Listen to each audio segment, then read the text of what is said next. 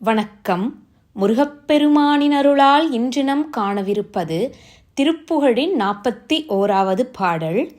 கரிக்கொம்பம் தனித்தங்கம் குடந்தின்பம் தனத்தின்கண் கருப்பும் தன் சிவப்பும் செம்பொறி தோள்சேர் கணைக்கும் பண்டு உழைக்கும் பங்கு அளிக்கும் பண்பு ஒழிக்கும் கண் கடுத்தும் சங்கொலிக்கும் பொன்குழை ஆட சரக்குன்றம் புடைக்கும் பொன்துகில் தந்தம் தரிக்கும் தன் சடத்தும் பண் பிழுக்கும் சம்பள மாத்தர் சலித்தும் பின் சிரித்தும் கொண்டு அழைத்தும் சன் பசுப்பும் பெண்தன துன்பம் தவிப்புண்டு இங்கு உழல்வேனோ.